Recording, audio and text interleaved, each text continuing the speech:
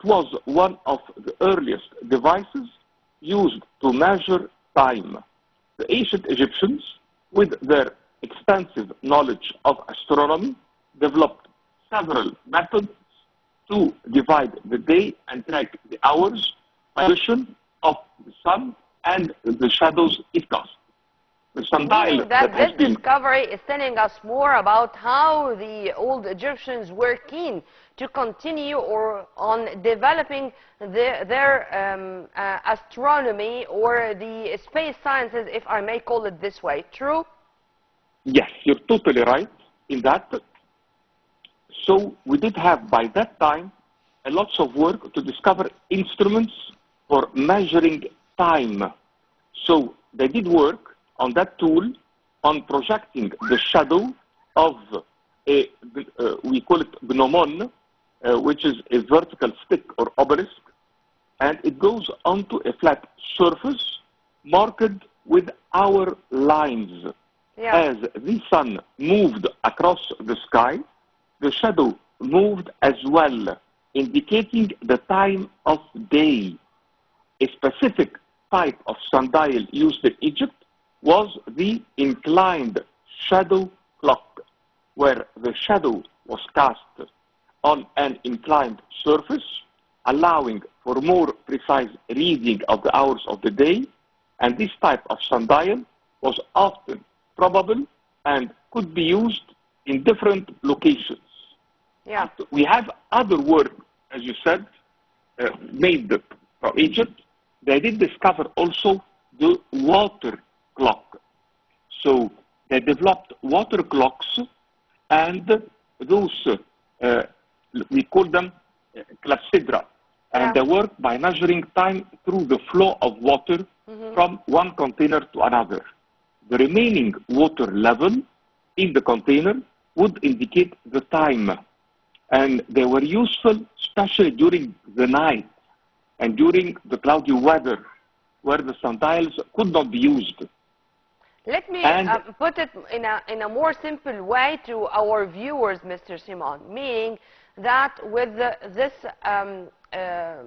observatory or with delving into the astronomy or space sciences, the ancient Egyptian knew about the timing, knew that the day is 24 hours, having their years, the seasons, the harvest seasons, agriculture, and even in building the pyramids, for example, to know well how to use astronomy serving different fields. If it is culture, it's okay, agriculture, I'm sorry. If it is building temples, building pyramids, archaeological sites, you name it. If you want to elaborate on that. I do agree totally with you. As, for example, they did have a calendar, the yearly calendar that was related to the Nile, starting from summer to summer, dividing the year to 12 months, dividing the year to seasons, 3 main seasons, and each season was divided to 2 months. That's beautiful, combining the solar system with the Nile, with the moon. From the moon, we got that the month was 30 days. From the Nile and the sun, we got that the year is 365 days. From there, they started to work on the agriculture through that knowledge. So Egypt did have a calendar related to 2 things, to agriculture and to describe everything going on in the country related to the pharaoh, and to the liturgy in the temples. So by that, we did have 2 calendars in parallel, one for the liturgy and the pharaoh that will start with the day that the pharaoh is on top crowned. From here, we will be always saying year 1, year 2, year 5, year 6. It will be related to his coronation. And the other calendar that is in parallel, that was always related to the star Sirius. So that star, every time it appears, we start a new year, and that one will be related to the Nile and to the agriculture. From there, and according to that too, they decided when to celebrate their regional ceremonies, their occasions, and to know well how to use every and each detail to help them in, for example, like for Ramses II, for example, when the sun falls perpendicular on his face 2 times a year, how would they be able to do something like that without being that experts when it comes to this field? True? Well, actually, it's a bit exaggerated in the media, that subject, that the Egyptian knew the day, so they made the opening in the ceiling. Actually, the opening of the ceiling did always create 2 times a year lighting on the face. And with this, those 2 days will be celebrated. And of course, as we did have a calendar, it was a repeated phenomena every year. And we used that occasion to celebrate when the sun will enlight the face. So when we say the birthday of Ramses, he was not born on the day, he was not born on the day that the light came on his face, but we used the day that the light came on his face to celebrate his birthday. Yeah. That's how it did work in ancient Egypt. But they were very good in astronomy that do not, let's say, minimize the work that has been done, but we cannot put some work that hasn't been done in it, because the day that it will be criticized, it will be like everything is wrong. Actually, the Egyptians were excellent, were very advanced. It had a lot of knowledge, a lot of culture, a lot of research. They were surveying everything in the nature. From there, they advanced every day. They are progressing every day. And with their astronomy, they did make cards for the sky, and they did relate everything happening and going on around us with it. They succeed to know the direction. They studied the moves of the planets and stars, as far as I understand. But the science of astronomy itself, Mr. Simon, did it flourish in certain dynasties or in certain ages and declined in others, or every dynasty built or started from where others ended? The astronomy is science, and Egypt did have schools for that. We did have the school for scribe, and for every single thing, like for example, for mathematics, to create to have the writers, for the writing, for medicine, for composition of medication. We did have a lot of science taught in the temples. Yeah. Of course, when we did have dynasties like the first 6 one, like, for example, the new dynasty from 18 to 20s, schools by that time were on the top. But if we didn't have central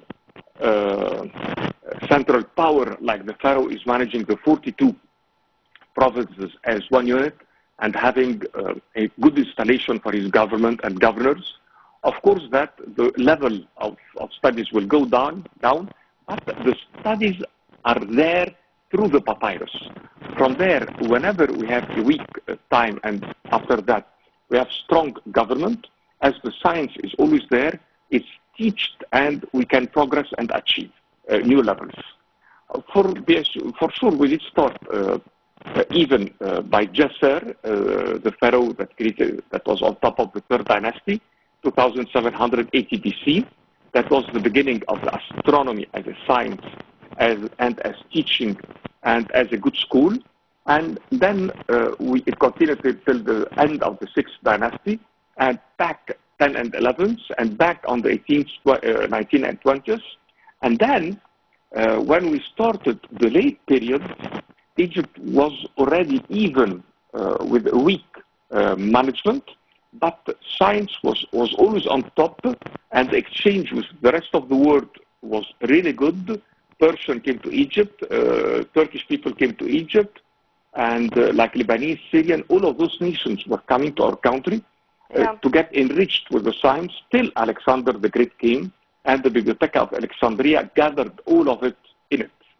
Yeah, sir, returning back to the discovery of today, let me know about why Kafr al-Sheikh, and is it the first of its kind all over Egypt, or this is one of a series of discoveries related to the science of astronomy in our ancient Egyptian civilization? Well, astronomy was, of course, from long time, and we did a lot of past discovery, and we have a section in the museum, Tahrir Square, that shows all of that. If we go in that museum, you will be really happy to see everything that Egypt has discovered and exposed. So that one is one out of many. It's like in the progress in the subject. And we will continue to discover more and more. Mm-hmm. Usually, by old time, we were having that kind of work done on top of the temples, as it was the highest point, and usually it's when it's out of city, in order not to have any kind of light coming closer. Mm-hmm. And in places where it was like having a very peaceful movement. But it was very important for the temple to do the job, as they were declaring all the time, not only the schedule, but timing for liturgy, timing for the feast, times for the pharaohs. And they were working a lot by that time to develop all the tools that were used. And the Egyptian, we can say, they never stopped that kind of work, and they always created. They never stopped this kind of work, but those behind this work, were they close to the kings? Were they close to the rulers? I mean, our Egyptian rulers long ago, thousands of years ago, really evaluated and really praised the value of science, and they have given the scientists their due position in ancient Egypt in general? Yeah, because it has been known, you know, during the first dynasty, we did have only one school in Egypt. We didn't have many. It was the school of princes, like the son of the pharaoh and the sons of the governors, a school for every prince in Egypt. We did have a school for all of them together. That was in Upper Egypt.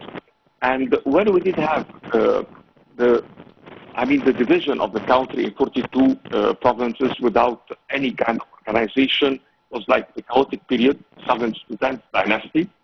What made Egypt get back, it was that school, that education.